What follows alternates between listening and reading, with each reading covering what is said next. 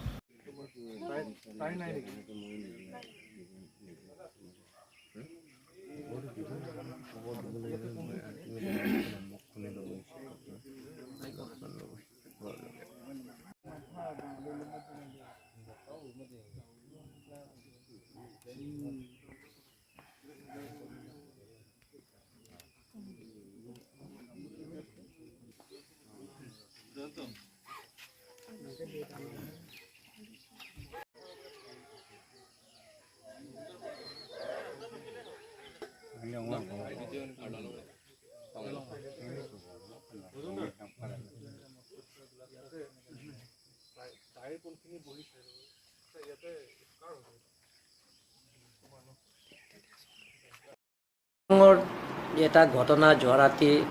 এটা 30ত যিটো ঘটনা ভাবিব নোৱাৰা ঘটনা সেইটো মই কাৰ্বি আংলং অটোনমাছ কাউন্সিলৰ তৰফৰ পৰা মই নিন্দা কৰিছোঁ যে এজন ছোৱালী আৰু তেওঁ ভৈনীয়েক দুজন আছে, ভাড়াঘৰ আছে, ৰাতি এজন মানুহ আহি আৰু এজনটো বাহিৰতে আছে, দুজন মানুহ আহি ডাইৰেক্ট ঘৰ ভিতৰত সোমাই মুখত গুলি মাৰি শেষ ত্যাগ কৰে, গতিকে মাৰ্ডাৰ কৰি থৈ গৈছে। তাৰ কাৰণে মই কাৰ্বি আংলং অটোনমাছ কাউন্সিলৰ তৰফৰ পৰা বা কাৰ্বি আংলং ৰাইজৰ মই নিন্দা কৰিছোঁ, যাতে এনেধৰণৰ ঘটনা যাতে ভৱিষ্যত নহয়। মই এনেই শুনিছোঁ আগতে এই ছোৱালীজনীয়ে বিয়া কৰা হৈছে, বিয়া হৈ আগত উগ্ৰপন্থীৰ লগতে তেওঁ বিয়া হোৱা, কিন্তু সেই উগ্ৰপন্থীৰ লগত তেওঁ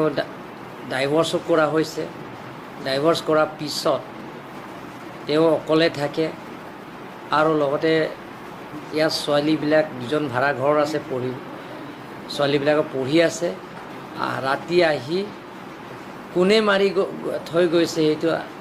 আজি তাৰিখলৈকে কোনেও গম পোৱা নাই। মই SP-ক ক'লোঁ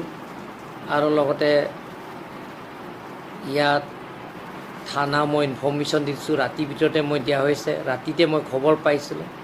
আৰু লগে লগে মই SP-ক এইখিনি যাতে ইনকুৱাৰী কৰি পেলাই যাতে যদি পায় তাক শাস্তি দিব লাগিব, কেপিটেল পানিছমেণ্ট কৰিব লাগিব, তেওঁ চিৰদিনৰ কাৰণে জেলত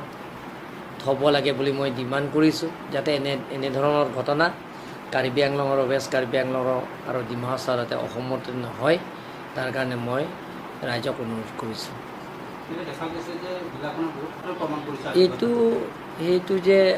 এইটো ভাবিব নোৱাৰা যিটো ঘটনা, কাৰণ আপোনালোকে জানে ডক্টৰ হিমন্ত বিশ্ব শৰ্মা ডাঙৰীয়াৰ চেষ্টাৰ ফলত অমিত শ্বাহ ডাঙৰীয়া